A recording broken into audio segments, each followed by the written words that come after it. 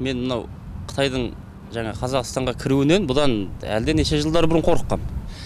Өйткені 90 жылдар Қытайда бір кітап шықты. Қазақстан Республикасының жалпы жағдайы деген.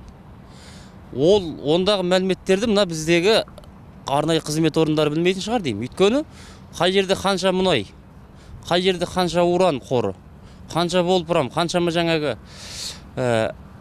түрлі органикалық, жаңа химиялық, биологиялық, түрлі жер үсті байлықтарының орналасқан аймағы, картасы, қай облыста қанша, оның жаңа өндірілгені қанша, енді қорда тұрғаны қанша, жөнінде берілген мәлімет деген сұмдық адам қорқады. Оның сол 95 жылдар болу керек, қазақша аударылып шықты. Қазақша аударылған ондағы мәліметтердің 3/1 ғана. Ал Қытай тілінде кітабын көрген жоқпын мен. Ол жаңа Қытайларға таратылды. Сосын екінші қорқатыным 2013 жылы Қытайдың бір сайтынан оқып жағам тастадым. Ішкеріде бүкіл Қытайдың экономистері, саясаткерлері, жаңа дипломаттар, үлкен ғалымдар жиналған үлкен конференция өткізді. Конференцияның тақырыбы мынау сыймай жатқан 2 миллиард Қытайдың қаптаған қалың жұмысшылары бар ғой. Соны Орта Азия өңірлеріне, Орта Азиядағы мына мемлекеттерге қалай орналастыру, соның ішінде Қазақстан Республикасы мен Қырғызстан Республикасында қалай орналастыру жөнінде үлкен конференция өткізіп, Қытайдың атқарушы биліктеріне арнайы ұсыныстар жолданған. Бұл Қытайға жалға жер беру деген сөз Қытайдың саяси жақтан, және материалдық жақтан, және рухани жақтан бізді отарлауға деген Қытайдың үлкен жоспарына біз жер берсек, соған жол ашып бердік деген сөз. Қазір бұлай көзге білінбейді.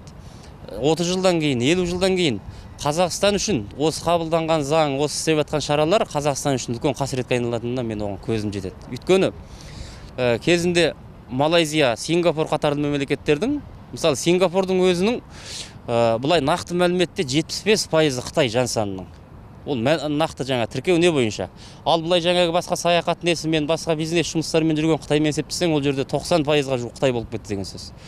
Ал Сингапурдың премьер-министрі Қытай.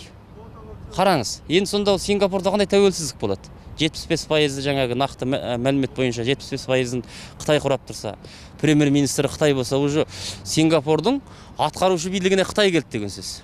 Болды. Ары қарай Сингапурдың мен бөлек мемлекет болып тұратынына сенбеймін. Біз соның алдын алу үшін мына Қытайға жер беру, жалға болсын, кез келген сылтаумен ондай нелерге мына біздің мемлекеттік атқарушы билік, жоғарғы билік орындары өте сақтықпен қарап, тыйым салу керек. Бұған қарсы болу керек. Қарсы болмайтын болса, біз кейінгі ұрпақтарымызды, кейінгі ұлдарымызды, қыздарымызды Қытайға құл болмаса күнгі басына жығып береміз деген сөз. Оған мен 100% сенімдімін. Өйткені өзім Қытай Халық Республикасында туылғам. Бұлардың психологиясын жақсы білем. Бұлар ешқашан соғыс ашпайды. Бұлардың жаулау саясаты біртіндеп жаулау, жымысқы саясат.